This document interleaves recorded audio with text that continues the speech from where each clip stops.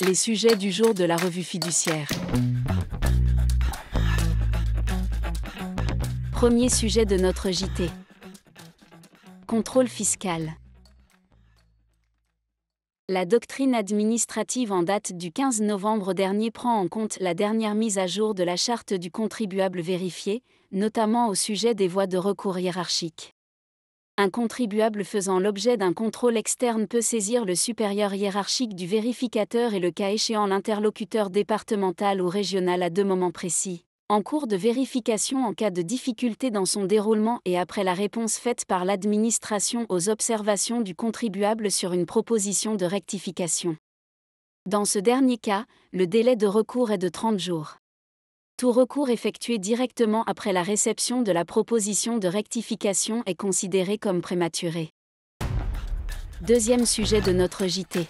Saisie sur salaire, réforme validée par le Conseil constitutionnel. Le Conseil constitutionnel avait été saisi sur la loi d'orientation et de programmation du ministère de la Justice 2023 à 2027. Le 16 novembre 2023, les sages ont validé le volet relatif à la réforme de la procédure de saisie des rémunérations, qui entrera en vigueur au plus tard le 1er juillet 2025. Pour rappel, les deux grands changements liés à cette réforme consistent à supprimer l'autorisation judiciaire préalable et à confier la mise en œuvre de la procédure au commissaire de justice.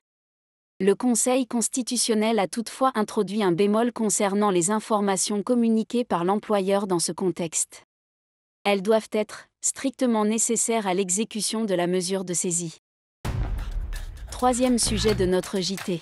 Révocation d'un mandat civil, pas besoin de préavis ni de motif. Une association confie à une société la communication et la publicité relative à sa foire nationale sous la forme d'un mandat. Par la suite, l'association y met un terme. La société demande alors en justice réparation de son préjudice pour rupture brutale de leur relation.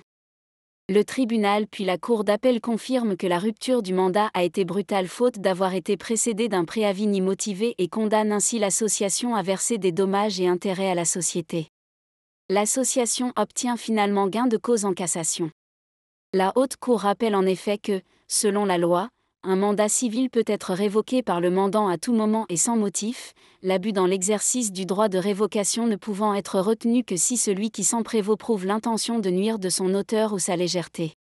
Les parties étant en l'espèce liées par un mandat civil, la Cour d'appel ne pouvait donc pas condamner l'association à payer des dommages et intérêts à la société pour rupture brutale de leur relation contractuelle faute de préavis et de motif dans le courrier notifiant cette rupture.